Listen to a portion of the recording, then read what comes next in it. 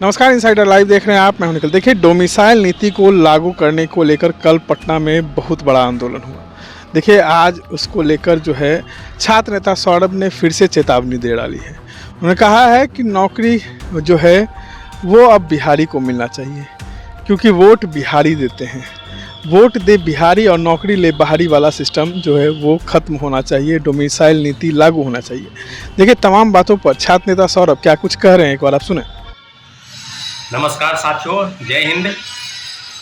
अभी बात होगी डोमिसाइल नीति की, और जिस डोमिसाइल को लेकर कल जो प्रोटेस्ट हुआ था, इस प्रोटेस्ट के दौरान जितनी भी चीज़ें हुई सब आपके सामने है कि डोमिसाइल नीति को लेकर जो छात्र अभ्यर्थियों की डिमांड थी कि मुख्यमंत्री से मिलना है, और मुख्यमंत्री के बिहाफ पर सीएमओ के एक चिटपुंजी अधिकारियों से मिलवाया गया। उसके बाद पता नहीं क्या क्या चर्चा हो रही है कि क्या डोमिसाइल नीति पर सरकार का स्पष्टीकरण क्या होगा। अब अल्टीमेटम दिया गया है 10 दिनों का। हम लोग का भी मानना है कि भाई जब मुख्यमंत्री को निर्णय करना था तो मुख्यमंत्री से मिलने की बात होती, मुख्यमंत्री से क्यों नहीं मिला गया। और जो मुख्यमंत्री से मिलने की जो जिद है उसको संभवतः अगले प्रोटेस्ट में बिल्कुल एनी हाउ उसको पूरा करवाना है कि मुख्यमंत्री से मिलना है तो मुख्यमंत्री से मिलना है। अगर मुख्यमंत्री जी नहीं मिलते हैं तो उनके बिहाफ में कोई उच्च स्तरीय अधिकारी यानी मुख्य सचिव रैंक के अधिकारी मिले, मुख्य सचिव मिले, कोई मंत्री मिले जो पूरी जानकारी मुख्यमंत्री को दे। इसका आश्वासन तो कम से कम स्पष्ट तौर पर मिलना चाहिए। अब डोमिसाइल नीति क्यों जरूरी है?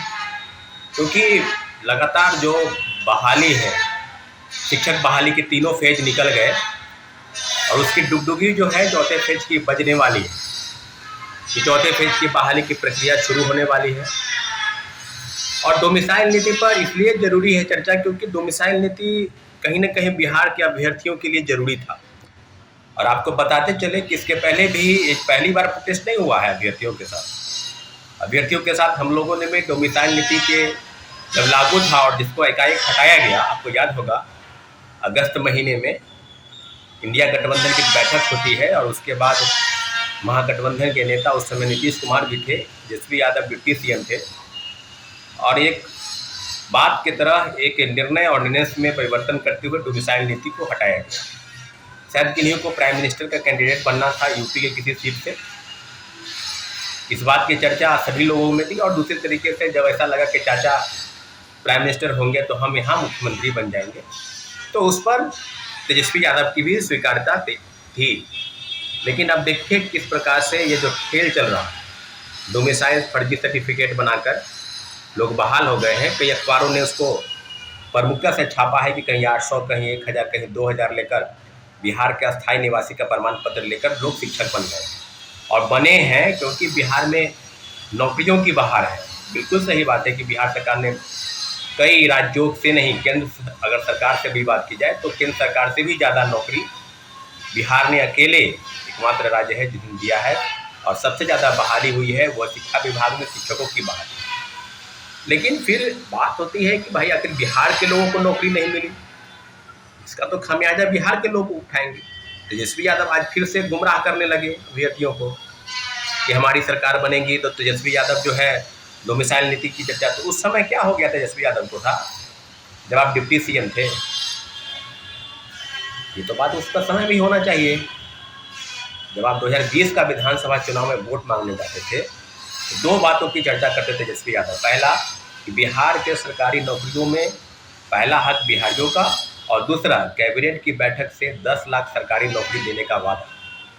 तो फिर 17 महीने और 17 साल के शासनकाल का आप लेखा जोखा डाटा पेश कर रहे हैं।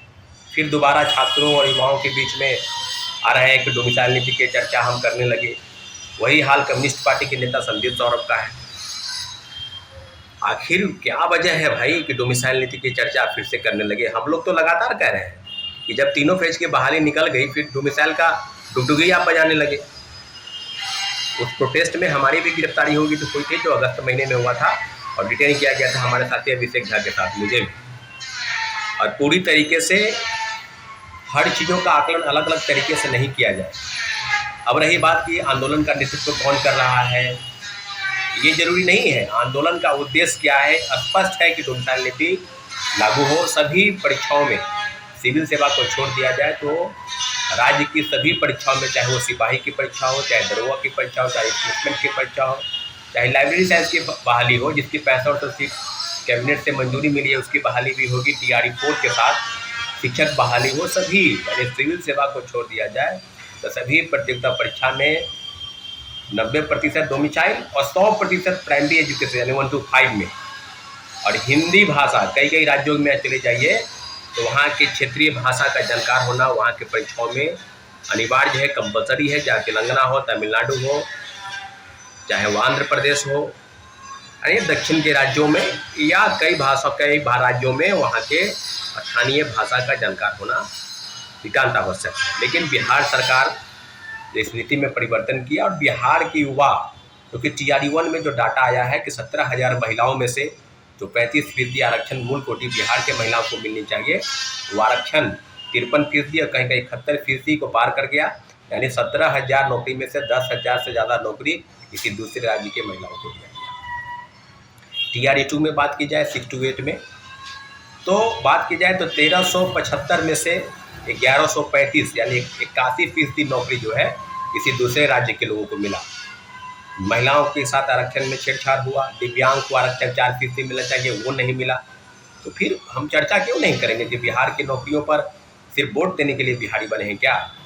कि जब आप वोट मांगने आए तो हम लोग खुलकर आपको वोट दें, और डोमिसाइल और नौकरी के नाम पर फर्जी बहाली करके दूसरे राज्य के लोगों को आपने यहाँ मौका दिया। 14 राज्य के लोग बिहार में नौकरी पा लिए, और हम लोग जो है सिर्फ प्रोटेस्ट करने के लिए बने हैं, सड़क पर आंदोलन के लिए बने हैं, लाठी खाने के लिए बने हैं, भेड़ बकरी की तरह लाठी चार्ज होता है। तो फिर जो अल्टीमेटम दिया गया है उस अल्टीमेटम को ध्यान में रखा जाए। सभी अभ्यर्थियों को आह्वान कर रहे हैं कि अगली बार जब भी प्रोटेस्ट होगा उसका नेतृत्व कोई भी करे। प्रोटेस्ट आज पहली बार नहीं हुआ, BPSC के कई प्रोटेस्ट में कोई आता है कोई नहीं आता है, सवाल उसका नहीं है, सवाल है कि उसका उद्देश्य क्या है। कोई विरोधाभास कोई छात्र नेताओं के बीच नहीं होनी चाहिए, इसलिए कई मर्तबा में आंदोलन में शरीक नहीं होना भी है। उस अल्टीमेटम को ध्यान में रखा जाए। सभी अभ्यर्थियों को आह्वान कर रहे हैं कि अगली बार जब भी प्रोटेस्ट होगा उसका नेतृत्व कोई भी करे। प्रोटेस्ट आज पहली बार नहीं हुआ, BPSC के कई प्रोटेस्ट में कोई आता है कोई नहीं आता है, सवाल उसका नहीं है, सवाल है कि उसका उद्देश्य क्या है। कोई विरोधाभास कोई छात्र नेताओं के बीच नहीं होनी चाहिए, इसलिए कई मर्तबा में आंदोलन में शरीक नहीं होना भी है खास रणनीति का एक हिस्सा होता है साथियों। इसलिए इसको ध्यान में रखा जाए और निश्चित रूप से निष्पक्ष होकर आप अपनी मांगों में हम लोग अडिग रहेंगे और डोमिसाइल नीति लागू हो सभी परीक्षाओं में, सभी प्रतियोगी जो परीक्षा है उसमें। और निश्चित रूप से अगला जो अल्टीमेटम है कि मुख्यमंत्री जी से मिलकर ही आप लोग वापस आइएगा, अन्यथा यूं ही बरगला कर चिटपूंजी अधिकारियों को ज्ञापन सौंपने से कोई फल निकलने वाला नहीं है। आपका समय, आपका पैसा और आपका जो आपका जो ताकत है उसको कहीं न कहीं जाया मत होने दीजिए। निश्चित रूप से मुख्यमंत्री से अगली बार जो मुलाकात होगी मुख्यमंत्री से या मुख्यमंत्री के बिहाफ में मुख्य सचिव से जरूर मुलाकात का प्रयास हम लोग का रहेगा और आपका रहेगा। इसलिए धन्यवाद। रणनीति के तहत नेतृत्व करता चाहे कोई भी हो, उसका उद्देश्य स्पष्ट और साफ है। डोमिसाइल नीति पर बिहार सरकार अल्टीमेटम जारी करे, बिहार सरकार ऑर्डिनेंस पास करे और सभी परीक्षाओं में डोमिसाइल नीति लागू हो।